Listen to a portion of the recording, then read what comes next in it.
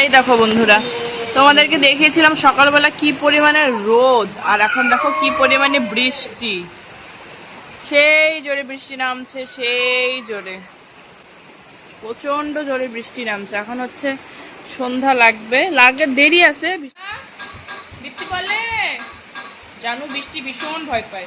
বৃষ্টি পড়লে এই যে গুচুলু, বৃষ্টি পড়লে বৃষ্টি। আজ হলো রবিবারের রাত্রি। এই দেখো সবাই কিন্তু রেডি হচ্ছে ভোলেবামে যাবে বলে। এখন তোমরা জানোই যে শ্রাবণ মাস চলছে, আর শ্রাবণ মাসে কিন্তু প্রতি সোমবারে সবাই জল ঢালে। আর যারা অনেক দূরে দূরে যায় তারা কিন্তু আগের দিন বা তার আগের দিন থেকেই রেডি হওয়া শুরু করে। যেরকম ওই কাকুটা দেখো অনেক বড় গাড়ি নিয়ে জল পেশে যাবে, তো তারা কিন্তু আগের দিন মানে আগের রাত্রি থেকে রেডি হচ্ছিল, গাড়িতে সব কিছু উঠাচ্ছিল, তারা কিন্তু রেডি হচ্ছে।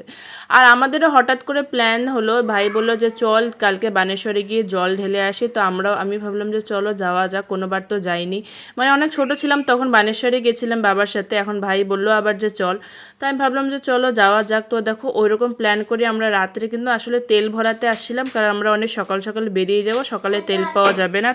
তাই ভাবলাম যে এদিকে যখন এসেছি তখন কয়টা গালামাল খরচা আর জানোর জন্য দুটো জিনিস নেওয়ার ছিল অ্যাপেলোর থেকে, তো সেগুলো নিয়ে নিয়েছি। এদিকে গালামাল খরচাও নিয়ে নিয়েছি। আর এগুলো জিনিস নিতে নিতে এসেছে মুষলধারে বৃষ্টি। আর এই বৃষ্টিতে কিন্তু আমরা পুরো ভিজে গেছি, মানে ভাবতে পারছো আগের দিন রাত্রি থেকে আমরা পুরো ভিজছি। আর প্ল্যানটা অনেক রাত্রি করে আমরা করেছি, তার জন্য কিন্তু সত্যি অনেকটাই রাত হয়ে গেছে। বাড়ি ফিরতে ফিরতে 10টার উপরে হয়ে গেছে। মা তো দিক দিয়ে রেগে পুরো বোম। দেখো বাড়িতে আমরা চলে আসছি, আর ভাই কিছু জিনিস আনছে, তোমাদের সাথে পরে শেয়ার করছি। আপাতত ও ট্রাই করে দেখছে যে ওর সাইজে হবে কি না। মানে দেখি, সামনে যাও সামনে যাও। হয়েছে? হ্যাঁ দেখি দেখি, হাত নামা, এদিকে যা, এদিকে যা, দেখি হাত নামা না, ঠিক তো আছে? হ্যাঁ হবে।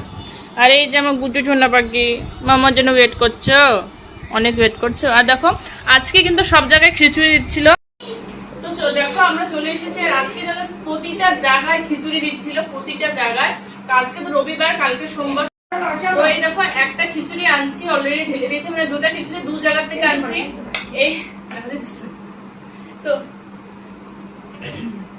তো এটা অলরেডি আমি ঢেলে নিয়েছি। হ্যাঁ, আর একটা এখানে, এটা নাকি খুব টেস্টি হয়েছে বললো, তো চলো এটাও ঢেলে নিই।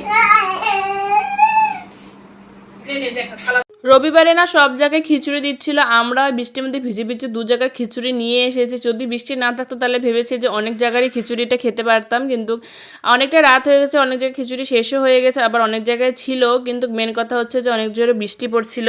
তাই আমরা দুই জায়গারই খিচুড়ি আনতে পেরেছি। এক জায়গার খিচুড়ি কিন্তু খুবই বেশি টেস্টি ছিল, আরেক জায়গারও টেস্টি ছিল। প্রসাদ তো সব জায়গারই টেস্টিই হয়। আমার মনে হচ্ছে যে ওরা এই খিচুড়ি, যারা অনেক দূরে দূরে যাবে তারা এই খিচুড়ি খেয়ে তারপরে হয়তো রওনা দেয়। দারুণ হয়েছে। বাইরে পড়ছে ঝমঝমিয়ে বৃষ্টি। আমি ভাবছি ব্লগ তোমাদের সাথে শেয়ার করবো, কিন্তু এতটা পরিমাণে বৃষ্টি পড়ছিল যে মোবাইল একদম স্কুটির দিকের ভিতরে ছিল, একদম ব্লগ শুট করতে পাইনি। আর এই যে ঠাকুরের প্রসাদ খিচুড়ি, জাস্ট পাও।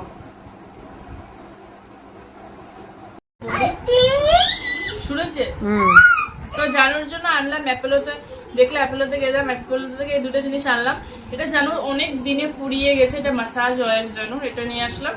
আর এই যে বোতল ঢিল মেরে ফেলে দেয়, এই বোতল আনলাম। উঠাও পাপা উঠাও। এবার আমি মরিসনের আনছি। মরিসনের আমি আগে ইউজ করেছি ভালো, কিন্তু এবার বড়টা আনছি, আগে মরিসনের ছোটটা ইউজ করেছিলাম। এই যে একটা স্টিলের বোতলটা আছে, আর এই যে একটা, এই যে দুটা জিনিস আনলাম অ্যাপেলো। তো চলো, জানো তো এই বোতল দেখে পুরো পাগল হয়ে গেছে। আজকে কিন্তু আমাদের ঘুমাতে ঘুমাতে প্রায় 2টো বেজে যাবে, মানে আমার চোখ লাগতে লাগতে 2টো বেজে যাবে। আর পরের দিনে ভাই আমাকে 3টের থেকে ডাকা শুরু করছে। তোমরাই বলো 2টোর সময় চোখ লাগালে কি 3টের সময় ওঠা যায়? কিন্তু উঠতে উঠতে আমার এই যে 3:40-তে উঠেছি, 3:42 হয়ে গেছে। ব্রাশ করে ফটাফট রেডি হয়ে গেছি, মানে স্নান করে তারপরে রেডি হয়েছি।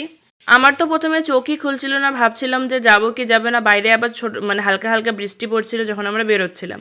তারপরে যাই হোক, আগের দিন এত কিছু রেডি করলাম, ভাই পুরো জামা কাপড় কিনলো ভোলেবামে যাওয়ার জন্য, আমিও পুরো রেডি করে রেখেছি, দুধ সব কিছু।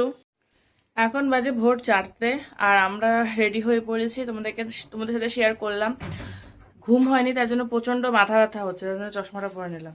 তো চলো এখন বেরোবো, আমি আর ভাই। এই যে দেখা গেল না। তো যাই হোক চলো এখন বেরোবো। আর বাইরে পুরো কুটকুটা অন্ধকার, এক ফোঁটাও আলো হয়নি। চল, তাই ভাবলাম যে চলো চলেই যায়। আর তোমরা দেখতে পাচ্ছ পুরো বাইরে কুটকুটা অন্ধকার, গাড়ি ঘোড়া চলছিল, কেন কি এটা শ্রাবণ মাস, সবাই ভোলে বামে যাচ্ছিল। আর গ্রামের দিকে কিন্তু হাট হয়, তো যারা হাটে যায় তাদেরও গাড়ি চলছিল, কিন্তু আলো কিন্তু এখনো বাইরে হয়নি। দেখতেই পাচ্ছ এখন একটা পাশ দিয়ে টোটো যাবে। আমাদের এখান থেকে কিন্তু বানেশ্বর বেশ অনেকটাই দূর, বেশ আমাদেরকে 1.5 ঘন্টা লেগে গেছে। মাঝখানে বৃষ্টি পড়ছিল জন্য আমাদেরকে একটু দাঁড়াতেও হয়েছে, মানে 10-15 মিনিট আমাদেরকে দাঁড়াতে হয়েছে। আর দেখো হালকা হালকা কিন্তু আলো হওয়া শুরু হয়ে গেছে। আর রাস্তা দিয়ে যাচ্ছি আর অনেকজন যাচ্ছে, কেউ কেউ জল ঢেলে আসছে, কেউ কেউ যাচ্ছে, মানে পুরো একটা যে ভোলে বামের যে ভাইবস হয় সেটা কিন্তু পাওয়া যাচ্ছিল। আমি এদিক দিয়ে ভাইকে বলছিলাম যে আমরা যদি একটা মিউজিক সিস্টেম নিয়ে নিতাম তাহলে আরও ভালো হতো, গান চালিয়ে চালিয়ে যাওয়া যেত। তো দেখো সেখানে পৌঁছতে পৌঁছতে কিন্তু প্রায় আলোই হয়ে গেছে। আর দেখছো রাস্তাঘাটের অবস্থা পুরো জলে জল।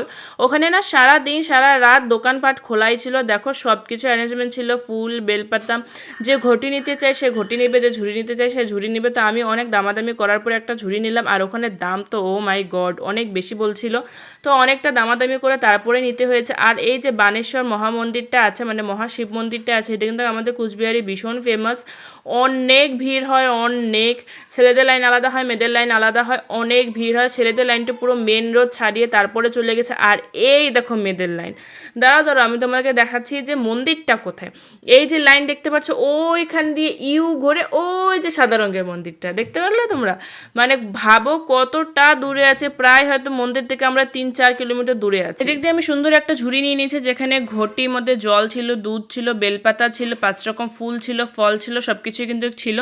আর এদিক দিয়ে লাইনে দাঁড়িয়ে দাঁড়িয়ে এসেছে ঝমঝমিয়ে বৃষ্টি, মানে একদম মুষলধারে বৃষ্টি কাকে বলে। ভালো হয়েছে যে আমি শাড়ি পরে যাইনি। এই দেখো কি বৃষ্টি। আর এই গোটা বৃষ্টিটার মধ্যে দাঁড়িয়েই কিন্তু আমরা লাইনে ছিলাম, মানে ভিজে তো একবারে চুপচুপা। তো চলো অনেকটাই বড় লাইন ছিল। আর ছেলেদের লাইন যেহেতু অনেক বড় ছিল, আমাদের কাছে একটাই ফোন ছিল, তাই ভাইকে বললাম যে দাঁড়া একটু আমাদের সাথে, মানে আমার সাথে দাঁড়া, তাহলে একসাথে জল ঢালতে পারবো। কারণ হচ্ছে ও যদি ছেলেদের লাইনে দাঁড়াতো তাহলে সত্যি আর জল ঢালা হতো না, মানে ছেলেদের লাইন একবারে সকাল হয়ে যেত বা পরের দিনও হয়ে যেত, ওদের এত বড় লাইন ছিল।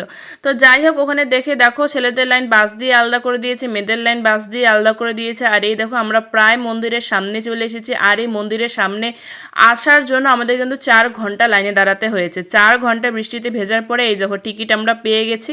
আর না আমি একটা জিনিস লক্ষ্য করেছি, যেখানে জাগ্রত জাগ্রত মন্দির আছে সব মন্দিরেই কিন্তু ঠাকুর কিন্তু নিচে হয়। আমাদের এখানে যে মহামন্দিরটা আছে বানেশ্বরে, সেখানে দেখো শিবলিঙ্গ কিন্তু নিচে, মানে নিচে গিয়ে তারপরে আমাদেরকে হচ্ছে পুজো দিতে হবে। আর কী পরিমাণে ভিড় দেখছো। আর সত্যি কথা একটা বলতে, যে এত কষ্ট করে লাইনে দাঁড়ানোর পরে কিন্তু মনে ভরে পুজো দেওয়া যায় না এই বড় বড় মন্দিরে গিয়ে, এটা সত্যি কথা একদম। ওখানে এত ভিড় থাকে আর লোকেরা এত তাড়াহুড়ো করে, মানে পুরোহিতরা, যে মন ভরে কিন্তু পুজো দেওয়া যায় না। তার থেকে যদি ঘরের ঠাকুরকে ভালো করে পুজো দাও ওটা কিন্তু অনেকটা শান্তি লাগে।